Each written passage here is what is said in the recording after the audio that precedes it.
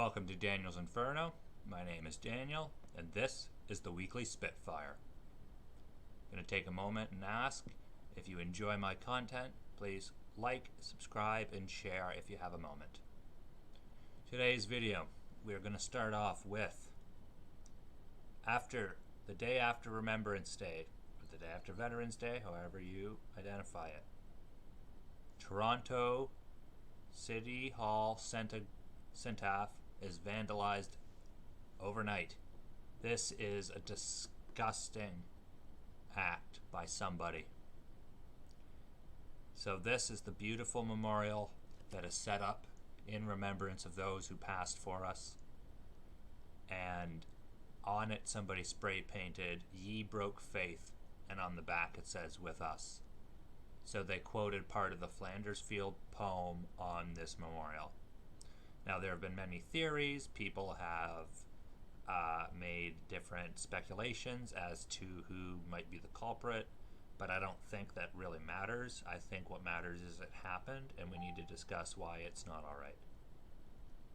This memorial is sacred, just like how I believe the poppy is a sacred symbol. These symbols were set up lest we forget the sacrifices of those who came before us. And by doing this, you are spitting on the respect we are trying to give to those who allowed our society to be what it is today. Now, some people argued that it might be in retaliation to Don Cherry's comments. Some people also argued it might be retaliation for the firing of Don Cherry, which was seen as an anti-patriotic act. I don't care. I don't care who did it. Whoever did it obviously does not understand the spirit of remembrance. They do not understand the significance and how we all need to unify behind the idea of remembering. Toronto police are investigating after, as I said, this has been vandalized. They were notified around 7 a.m. this morning. The writing spray painted on the front appears to say "Ye broke faith," and on the back it says "With us." It comes one day after Remembrance Day ceremonies took place at the foot, which honors Canadian soldiers who died in the war. Crews have arrived to remove the graffiti on it. So the mayor says it is just disgraceful and unacceptable that anyone deface a public monument like this. Absolutely agree with that statement. Premier Doug Ford, Premier of Ontario, says, "Disgusting to see a monument to our heroic veterans disrespected by this shameful act of vandalism." Another statement I couldn't agree more with. This goes against the spirit of remembrance. This goes against the whole point of us trying to remember. If you wanted to make a statement about something like this, and you felt strongly enough that you wanted to put something on a memorial, get a giant piece of poster board and tape it up. That way your message gets across and it's easily taken down without vandalizing a monument. I don't think anything should be posted or put on a monument like this, because it goes against, it's the total antithesis of what these things are supposed to mean. So there are much better ways to try to voice your opinion, your concern, your issue, whatever it is. Because this message, all it told us was, "Ye broke faith with us." That's not a message, it's a quote. There's nothing more to it. All you've done is piss people off by vandalizing this. You have not made a statement, you have not stood up for a principle. It is disgusting. Since we're talking about Palestine, or we're talking about Canada still, my apologies, that's the last video. Quebec separatism is currently on the rise in Canada, and I thought we'd just discuss it even just quickly. So after our elections that just happened, the west of Canada, Alberta and Saskatchewan, are totally blue. I don't believe there's any Liberal seats held in those areas. And Quebec is totally Quebec nationalist now, because there is a party in Quebec, the Bloc Québécois, and I believe they have the majority of the seats in Quebec. Separatism is on the rise in Canada. Anti-fascist federation or anti-unified sentiment of being against this unification of Canada is growing, and Justin Trudeau is the root cause of all of it. Stephen Harper was not perfect and made many mistakes, but I must say there was not this much division when he was our Prime Minister, and I do not believe Justin is doing a good job at unifying our country and making it a place for all Canadians, regardless of color, creed, religion. So lastly, for this week's Spitfire, Israel is currently doing an offensive in Gaza, and they killed a top Islamic Jihad militant. Good job, Israel. Now, all of this is all over Twitter. The outrage culture is attacking Israel big time. And I actually tweeted to somebody saying, because they said pray for the people of Gaza, and I don't want any innocents to be hurt. But if you didn't know, Hamas, which is a militant group in Palestine, has just as much respect and authority and power as the actual political party in Palestine that holds power, the Palestinian Authority. Hamas will do things like store weapons at schools or hospitals. They will use children as human shields.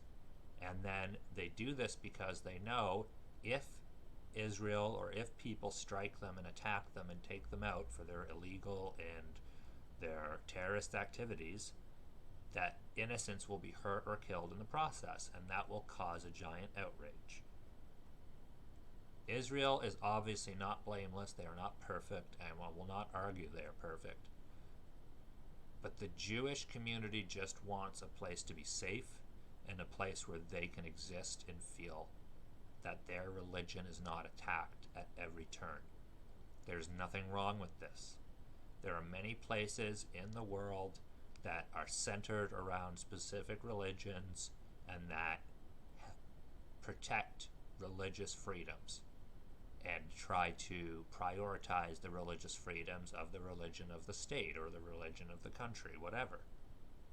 And I'm not here to defend theocracies, but I am here to say that religious freedom, just like the freedom of speech, is something that should be afforded to everyone.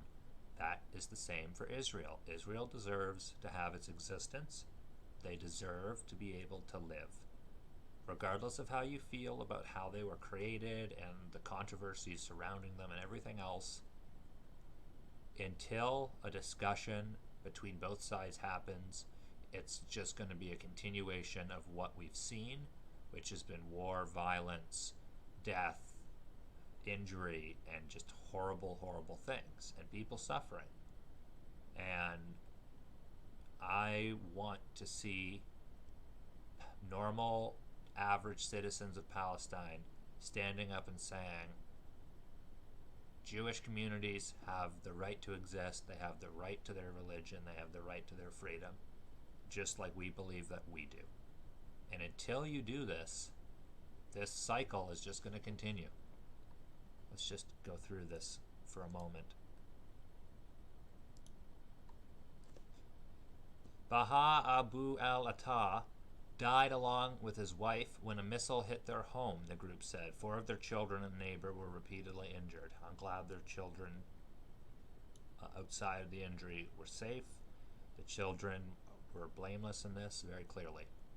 Israel's prime minister said Abu al-Attah was a ticking bomb who was planning to carry out attacks on the country. At least 150 rockets have been fired at Israel from Gaza since the killing, which PIJ has vowed to avenge. 17 Israelis have been lightly wounded in rocket attacks across the south, according to the Barzilai, my apologies for the pronunciation, medical center in the city of Ashkelon. Now, it's not anyone's fault that Israel has a better defense system, but 150 rockets were fired from Gaza to Israel. That's a problem.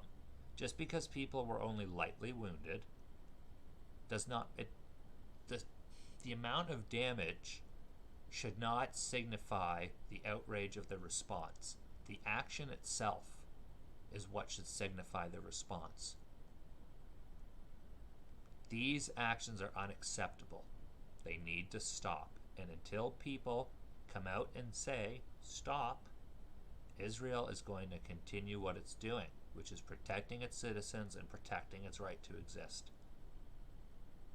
I implore Palestinian citizens to stand up, declare the right of the Jewish community to their religion, to their faith, to their existence, to fight against the hatred and the terror that is sown by some groups in Palestine.